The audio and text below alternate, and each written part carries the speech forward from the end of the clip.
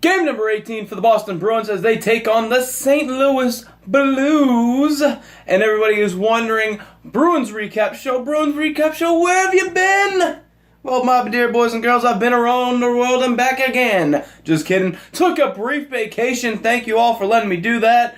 As it's been quite an interesting ride for the Boston Bruins. They've been doing pretty well. Especially their goaltender. Their goaltender's been doing phenomenal. 11-2, 1.46 goals against average with 3 shutouts on the season. And you knew I had to come back and have David Backes face off against his own old team in the TD Garden. And what a game it was, and what a game we have to talk about.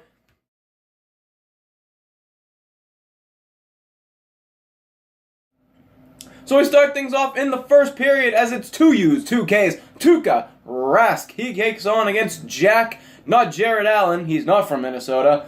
And it is Boston who strikes first on the power play, an ugly goal by who else? David Backes. 1-0. Patrice Bergeron, beautiful play on the board, sealing it off, wins the battle, gives it to David Krejci. David Krejci finds Torrey Krug, who takes the shot, initially tipped by Backes, saved by Allen, and the jam play goes in. 1-0 Boston here. And that is historic, folks. That is the 20,000th goal of the Bruins history. So, props to Boston, second highest scoring team in the entire league, historically speaking. Great opening period for Boston. They had some really good chances on the penalty kill. The power play looked pretty good. 5-on-5, they looked pretty good. They played with energy. Tuukka Rask, phenomenal as always in the first. But in the second, things are definitely going to kind of change. As we start off, second period, Jori Lehtera puts a goal in as it bounces off of him.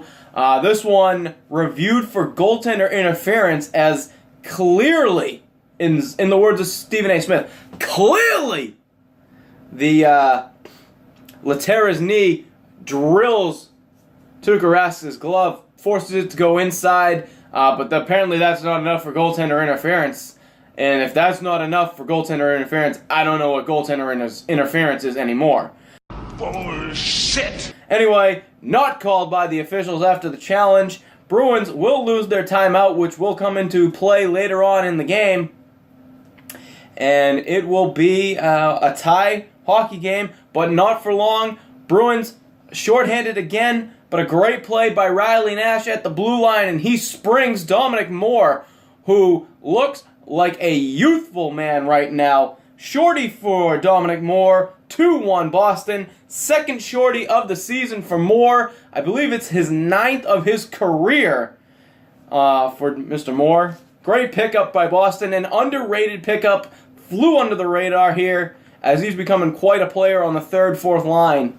But it will be for naught as later on in the second, Zdeno Chara going down. I think he played about a minute, maybe a little bit more than that in the second, but he was gone for the rest of the game, and you could tell it definitely put a strain on the Boston Bruins' young defense as they had to play with 5 potential 4, 5, and 6 guys.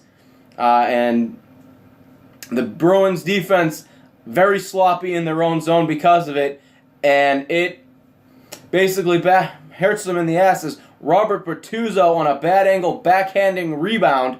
Carlo can't get in front of it in time as it slips by Tuukka Rask, who didn't even see it coming. 2-2, St. Louis tying it up.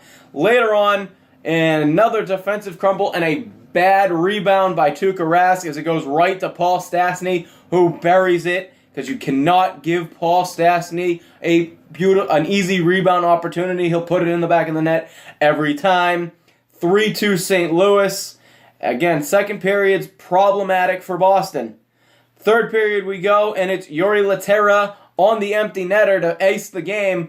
However, Bruins could have reviewed it if they had their review available, because this looked pretty much offsides to me. I would say he was about 2 feet offsides, but the goal counts. Bullshit! And that's pretty much the story of the game. 2 goals that better referees would have said no goal. 2-1, has come off the bench with sunglasses on and a hockey stick and has done his best sight-impaired impersonation. And that is the downfall of the Boston Bruins.